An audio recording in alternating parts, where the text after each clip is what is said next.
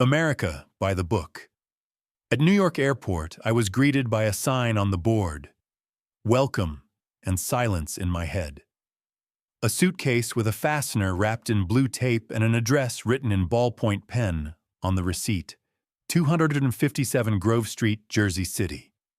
Then, just like the instructions that come with cheap kettles, Step 1, Step 2, Step 3, Step 1, get there. Bus to the station, then path to Jersey City. It smelled of rubber, air conditioning, and other people's shampoo. The man opposite was reading the Wall Street Journal and nodding slightly, as if agreeing with every word. I thought about the fact that my suitcase contained a translation of my engineering degree, and my pocket contained enough cash for 3 weeks of modest living. My fatigue was reflected in the glass. Step 2. Spend the night. The room was like a suitcase, only rectangular. A narrow bed, a table, a lamp with a crooked shade. The landlady, Fatima, showed me the kitchen and the refrigerator, where each tenant had their own shelf with a sticker. Mine was between a jar of peanut butter and a plastic container labeled "Don't Touch, James." I put milk and 3 apples in it. America is when everything has a name, I thought, even a container. Step 3. Find a job. I put together my resume with the precision of a radio engineer. Short lines, no emotions. A week later, I got a call from a small company that installed parking meters. The boss, red-bearded Sam, said, "Pay is modest, but hours are stable." I didn't know what stable meant in America, but I agreed. My first day at work smelled of dust, new metal, and coffee from plastic cups. We drove around the neighborhood in a van, opened bulky boxes with modems, changed boards, and inserted SIM cards. The city was like a diagram.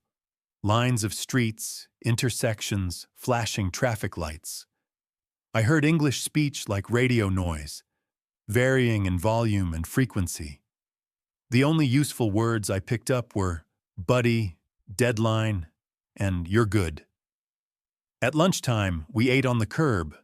Sam took barbecue sauce out of the van and poured it on everything. Potatoes, chicken, conversation. He said his father worked at a steel mill in Pittsburgh, but the plant closed, and that was it. I asked, what happened? He shrugged. America has changed. I realized that this was an answer that could be applied to any question. Step 4. Learn. In the evenings, I went to community college for ESL. Everyone was there. A driver from Bangladesh, a biologist from Colombia, a teacher from Ghana, a girl from Shenzhen who made the best notes in the world. We practiced pronouncing the th sound as if we were holding an invisible thread between our teeth. The teacher, Miss Brown, said, "Language is a muscle. It needs repetition." I thought America was a muscle too. In the 3rd month, I got my social security number and felt like I was a file in the system. I opened a bank account, and the guy with glasses explained that I didn't have a credit history yet, so I would get a card with a small limit, but it's a start. I nodded, and he added, "Welcome." After saying welcome, he stopped looking at me like a customer and smiled as if he had made a toast. Step 5. Neighbors. Fatima baked flatbread on Saturdays, and I fixed her outlet in the hallway. James, the one with the container, worked in a warehouse and watched baseball in the evenings. He taught me to hear the difference between ball and strike, like hearing the difference between 2 almost identical frequencies. At the end of the 9th inning, he always pulled the TV closer to the sofa as if it might run away. One night, the electricity went out in the building. We went out onto the staircase with flashlights, as if onto a deck. Someone on the 2nd floor started singing "Happy Birthday" because it was his daughter's birthday, and you can't cancel a birthday because it's dark. We sat in the kitchen by candlelight, sharing stories and oranges.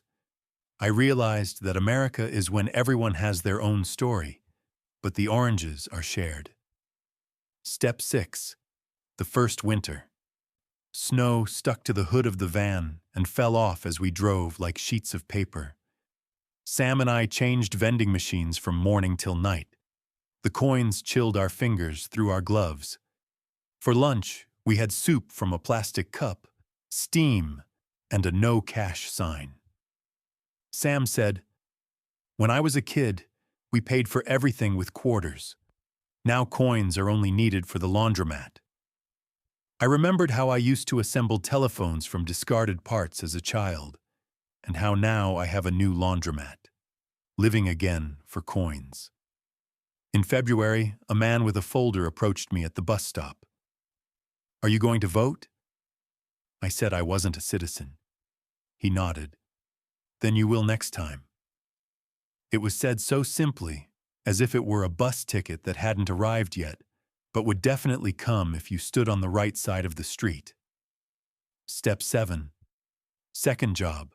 In the spring, I started working evenings delivering food, an electric bike, a square backpack, addresses like star coordinates. The houses smelled of turmeric, basil, tomato sauce, new laminate flooring, old carpets. On the 5th floor, an old man in a NASA t-shirt opened the door. He noticed my gaze and said, "I did the calculations for Apollo, my friend. Back then, we believed that the future would only get better." He took the bag and added, "The future is just different." In Manhattan, by the glass towers, we couriers waited in the wind like flags without poles. Some laughed, some swore, some read the sauce instructions aloud. I thought America was when one skyscraper was a foundation, another a startup, a third a clinic. And between them were us, the couriers who delivered French fries to conferences about the future. Step 8. Hospital. Once, Sam slipped off the steps of the van and hit his shoulder badly. I drove him to the emergency room, where time was measured not by clocks, but by slow doors. There, I heard new words. Deductible, copay, network. The world of insurance turned out to be like a subway map. It matters where you get on and where you transfer. Sam grimaced and said, "In this country, the main thing is to grow your insurance." I thought, in ours, it's connections. Here, it's insurance.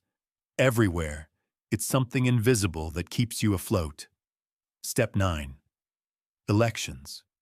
3 years later, I received my green card, and 2 years after that, my citizenship.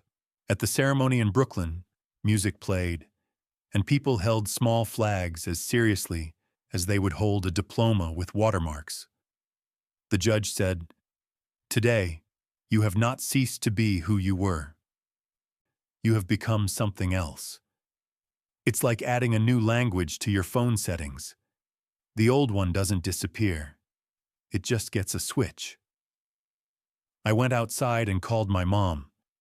She asked, "How is it there?" I said, "It's like in the manual. Everything works if you're not afraid to read the fine print." Step 10. Moving west. My job took me to California. In Oakland, the morning light is like something out of a tube labeled Pacific. I got a job at a company that serviced wireless payment cards on public transportation, from New York to Seattle. In the office, people used words that I once thought were just noise. Throughput, latency, rollback. Now these were my words. I could explain why a device froze due to contact chatter, as if I were telling my neighbor why his doors were slamming. I rented a studio on the 3rd floor of a red brick building. In the morning, I ran around Lake Merritt, counting black cormorants on buoys, just as I once counted coins in my pocket. On Saturdays, I went to the library. It smelled of paper and air conditioning, and the books were like skyscrapers, with indexes and elevators. In the biography section, I found a volume about people who came and stayed. Each one contained instructions written after the fact. Step 11. Bridges. Over time, I realized that my job was not about machines and boards. My job was about bridges, between engineering logic and random failures, between new words and old memories, between this shore and that one. I became the one they call when something stopped talking to something else. A payment terminal to a server, a manager to a technician, a neighbor to a neighbor. One evening, I was driving home across the Bay Bridge. On the left was San Francisco.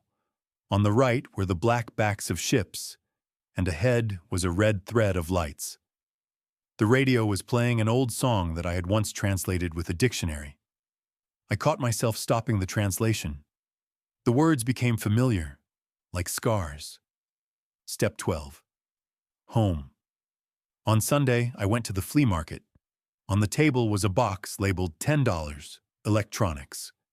Inside were old circuit boards, resistors, and inductors.